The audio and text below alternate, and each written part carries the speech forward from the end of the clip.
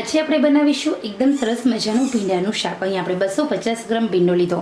ભીંડો જ્યારે પણ લો ત્યારે જોવાનું કે જો આવી રીતે ઉપરથી તૂટે તો એ તમારો જે ભીંડો છે એકદમ પોણો છે અને એ ભીંડાનું શાક બની પણ ફટાફટ જશે। ભીંડાને આપણે ભીના કપડાથી લૂછવો ખૂબ જરૂરી। ભીંડો કેમિકલમાં ઉગતો હોય, કેમિકલનો છંટકાવ હોય અને સાથે એમાં ધૂળ પણ હોય એ નીકળી જાય, એટલે ભીના અને કોરા કપડાં વડે ભીંડાને સારી રીતે લૂછી લેવો ખૂબ જરૂરી છે, જેના કારણે ભીંડામાં રહેલી બધી ડસ્ટ હોય તે નીકળી જશે। કેમિકલનો છંટકાવ હશે તો નીકળી જશે। માટે ભીંડા જો તમે પાણીથી સાફ કરો તો એકદમ ભીંડાને કોરો કરવાનો, પાણીથી ધોવો દો અને પછી લૂછવાનું। ભીંડામાં પાણી ન રહેવું જોઈએ, નહીં તો તમારું ભીંડાનું શાક છે તે ચીકાશવાળું બની જશે। તો અહીંયા તમે જોઈ શકો છો આપણો જે ભીંડો છે એને આપણે લૂછી લેવાનો છે। આ ભીંડો આશરે 2 વ્યક્તિ આરામથી ખાઈ શકે છે। તમારા ઘરે જો કદાચ 250 ગ્રામ ભીંડો હોય અને તમને 250 ગ્રામ ભીંડામાં અચાનક કોઈ ગેસ્ટ આવે તો આમાં તમે બટેકા પણ એડ કરી શકો છો અને ભીંડા બટેકાનું શાક બનાવી શકો છો, અથવા તો ઓનિયનને ઊભી પટ્ટીમાં સમારી અને ઓનિયન ભીંડી પણ બનાવી શકો છો, ભીંડીદા પ્યાઝ બનાવી શકો છો। તો હવે આપણે ભીંડાને સારી રીતે લૂછી લેવાનો છે, એ પછી ભીંડાને સમારવાનો છે। તો ભીંડાને સૌથી પહેલાં આપણે કેવી રીતે સમારીશું, તો ઉપરનો ભાગ હોય છે એ અને સાઈડનો ભાગ કાઢી લેવાનો। ભીંડામાં ઈયળ હોય, જીવાત હોય, માટે ઊભી પટ્ટી આપણે ઊભો ભીંડો રાખી અને આમ સમરતું જવાનું, જેના કારણે આપણને આઈડિયા આવે। નવી નવી રસોઈ શીખતી બહેનો એને ખબર ન હોય કે ભીંડો કેમ સમારો તો ભીંડો ક્યારેય આડો રાખવો નહીં। આવી રીતે તમે ધ્યાન રાખીને સમારતા જશો તો ભીંડો સમારવામાં ઉતાવળ થશે અને ભીંડો અંદરથી ખરાબ નથી ને એની તમને માહિતી પણ મળશે। ઓકે, તો હવે આપણે બધા જ ભીંડાને આવી રીતે સમારી લઈએ। મારી ચેનલ નવી છે, નાની છે, આપ સૌના સાથ સહકારથી હું આગળ વધી રહી છું। સૌથી પહેલાં હું આશા રાખું છું કે મારી ચેનલ હોય છે એના દરેક વિડીયોમાં સૌથી પહેલી ખાસિયત એ હોય છે કે મારા જે દરેક વ્યુઅર્સ હોય, દરેક નવી નવી રસોઈ બનતી સહેલીઓ હોય, એમને સૌથી પહેલાં ઇઝી ટુ ઘરેલું રસોઈ ફાસ્ટ બને અને સાથે ટેસ્ટી બને એની ટિપ્સ હું આપું છું। તો અહીંયા આપણે આવી રીતે ભીંડાને બધો જ ભીંડો પહેલાં સમારી લઈશું અને પછી આપણે ભીંડાનું શાક બનાવી લઈએ। હવે આપણે ભીંડાનું શાક વઘારવા માટે સૌથી પહેલાં અહીંયા આપણે તેલ મૂકીએ। તો અહીંયા થોડું તેલ આપણે વધારે લેવાનું છે, એટલે કે 2 ચમચીથી થોડું વધારે લઈએ તો ભીંડાનું શાક છે એકદમ ઝડપથી ચડી પણ જશે। ભીંડાનું શાક વઘાર આપણે જીરુંથી કરીશું। ઓકે, આમ તો તમે હિંગથી પણ કરી શકો છો। જીરું સંતળાઈ જાય એટલે આપણે એમાં લસણ એડ કરવાનું છે। અહીંયા લસણ અને આદુની પેસ્ટ ઉમેરી દેવાની। લસણ આદુની પેસ્ટ ઉમેર્યા પછી આપણે અડધી ચમચી હળદર ઉમેરી અને આપણો જે ભીંડો છે બધો જ ભીંડો એડ કરવાનો છે।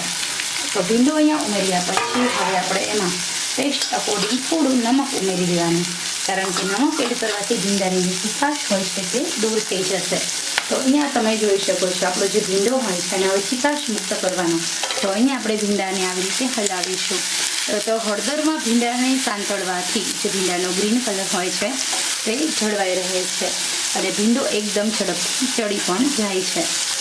તો ભીંડાનું શાક ચીકાશ વગરનું અને સાથે સાથે ટેસ્ટી બનાવવા માટેનું આ એકદમ ઇઝીલી સરસ મજાની રેસીપી છે। હવે અહીંયા આપણે ભીંડાને ચડવા દઈએ। ગેસની આંચ આપણે ફૂલ રાખીશું તો ભીંડાનું શાક ચવડ નહીં થાય અને એકદમ એની ચીકાશ છે ઝડપથી બળવા લાગે છે। તો હવે અહીંયા મેં ભીંડાને તમે જોઈ શકો છો એકદમ સારી રીતે આપણે ભીંડાને સાંતળવા દઈએ છીએ। દર 1 મિનિટે આવી રીતે હલાવીશું તો 3 થી 4 મિનિટ સુધી ઢાંકવાનું નથી, તેલમાં જ આપણે ભીંડાને ચડવા દેવાનો છે। ભીંડાનું શાક એકદમ ફટાફટ બની જાય છે, એકદમ ઇઝીલી બને છે, એકદમ ઝડપી બને છે। તો મિત્રો તમે શિંગદાણા અને તલવાળું પણ ભીંડાનું શાક બનાવી શકો છો, એનો પણ ટેસ્ટ ખૂબ સારો આવતો હોય છે। તો અહીંયા તમે જોઈ શકો છો મેં એકદમ સરસ રીતે ભીંડાનું શાક અહીંયા બનાવી રહી છું હું। તો આ જે ભીંડાનું શાક હોય એમાં જ્યારે ભીંડો ચડી જાય ત્યારે શેકેલા ગલનો ભૂકો અને શેકેલા મગફળીના ભૂકાને એડ કરવાથી ભીંડાનું શાક બહુ સરસ વધારે ટેસ્ટી બને છે। એમાં પણ જો તમે થોડું લીંબુ નીચોવી દેશો અત્યારે એક ટીપા જેટલું, તો એની ચીકાશ એકદમ ઝડપથી દૂર થઈ જાય, કારણ કે લીંબુ છે અને નમક આ 2 વસ્તુ એવી છે જે ચીકાશને દૂર કરે છે। તો અહીંયા આપણે નમક એડ કરી દીધું છે।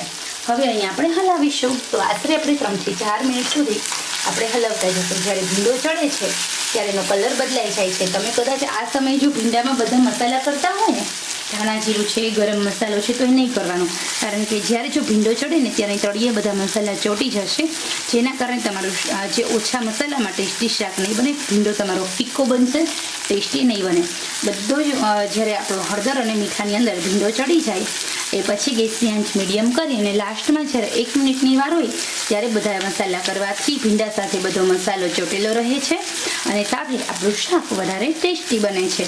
તો આ છે નવી નવી રસોઈ શીખતી બહેનો માટે ભીંડો કેવી રીતે સમારવો, કેવી રીતે ખરીદવો અને કેવી રીતે આપણે ભીંડાનું શાક બનાવવું એની રેસીપી તમને જણાવી દીધી છે. આવી રીતે તમે જો બનાવશો ભીંડાનું શાક તો એકદમ મસ્ત ટેસ્ટી બનશે. હવે આપણે ગેસની આંચ એકદમ સ્લો ટુ મીડિયમ કરવાની. જ્યારે ભીંડાની લાળ છે એ બળવા લાગી, આવી રીતે તેલ બધું જ ઉપર આવવા લાગે એટલે આપણે હવે મીડિયમ આંચે 2 મિનિટ સુધી આમ જ ભીંડાને ચડવા દેવાનું. એ પછી જ આપણે એમાં બીજા બધા મસાલા કરવાના. તો અહીંયા તમે જોઈ શકો છો મેં સરસ રીતે ભીંડો એકદમ ગ્રીન થઈ ગયો, વધારે ગ્રીન થયો. આમ તમે જો હળદર નહીં એડ કરો તો ભીંડો તમારો થોડો બ્લેક થઈ જતો હોય છે, પરંતુ અહીંયા તમારે એકદમ ભીંડાને ગ્રીન રાખવો હોય ને તો હળદરમાં આવી રીતે સાંતળવાનો ભીંડો, એટલે તમારો જે ભીંડો હોય છે તે એકદમ ગ્રીન રહેશે અને સાથે સાથે તમારો ભીંડો બ્લેક નહીં થાય અને હોટલ જેવું ટેસ્ટી તમે ભીંડાનું શાક આરામથી બનાવી શકો છો. તો ખરેખર આ ટિપ્સ મારી દરેક સહેલીઓ માટે કે જે દરેક રસોઈમાં નવી યુનિક ટેસ્ટ અને યુનિક ટ્રિક્સ સાથે વિડીયો બનાવે છે, સ્માર્ટ વર્ક કરે છે એમના કિચનમાં, ઓછી મહેનતે વધારે ટેસ્ટી સબ્જી બનાવે છે અને સાથે સાથે દરેક રસોઈનો ટેસ્ટ હોટલ જેવો બેકરાર રાખે છે. તો અહીંયા હવે આપણે થોડી વાર માટે આમ જ આપણે ભીંડાને ચડવા દેવાનો છે. યાદ રહી જ્યારે ગેસની આંચ ધીમી ત્યારે જ કરવાની જ્યારે ભીંડાની બધી લાળ એટલે કે ચીકાશ બળે. તમે હલાવો ને તો ભીંડામાં જે લાળ છૂટતી હોય ને ન દેખાય, આમ તાર પડશે એ ન દેખાય ને ત્યારે ગેસની આંચ મીડિયમ કરવાની અને પછી મીડિયમ આંચે ચડવા દેવાનો. જો પહેલાંથી તમે મીડિયમ આંચ કરશો તો ભીંડો છે ને થોડો કડક થઈ જશે અને જે ભીંડો કદાચ કોઈને ન ભાવે તો અહીંયા તમારો ભીંડો કડક પણ નહીં થાય, વધારે પડતો ઢીલો પણ નહીં થાય, અહીંયા નેચરલ તમારો ભીંડો રહેશે. તો હા, હવે આપણે 1 મિનિટ પછી બધા મસાલા કરવાના. ઓકે, તો ચલો 1 મિનિટ પછી આપણે મસાલા કરીએ. તો હવે અહીંયા 1 મિનિટ થઈ ગઈ છે, આપણે મસાલા બધા કરીશું. નમક પહેલાં પણ એડ કર્યો તો નમક આપણે થોડું ઓછું, હળદર પણ એકદમ ઓછી. હવે આપણે એડ કરીશું કશ્મીરી લાલ મરચું અને રેશમ પટ્ટો લાલ મરચું. કશ્મીરી લાલ મરચું 2 અડધી ચમચી, રેશમ પટ્ટો લાલ મરચું એડ કર્યું છે. સાથે આપણે થોડો મેગી મસાલો ભીંડાના શાકમાં એડ કરવાથી ખૂબ ટેસ્ટી અને વધારે સારું એવું શાક બને છે. તો અહીંયા તમે જોઈ શકો છો આપણું ભીંડાનું શાક બનીને એકદમ રેડી છે. આ સબ્જી ટેસ્ટી છે, સ્વાદિષ્ટ છે, મજેદાર છે, ખાવામાં બહુ મજા આવે છે. 1 મિનિટ સુધી આપણે આમ જ બધા મસાલાને સેટ થવા દેવાના છે અને એ પછી તમે આગળમાં ગરમ શાક સર્વ કરી શકો છો. તો અહીંયા બનીને રેડી છે એકદમ ટેસ્ટી એવું ચટાકેદાર ભીંડાનું શાક. ખરેખર મિત્રો આ રેસીપી માત્ર તમારા માટે છે. આ રેસીપી તમે નોંધી લેજો અને બનાવવું છે જરૂર.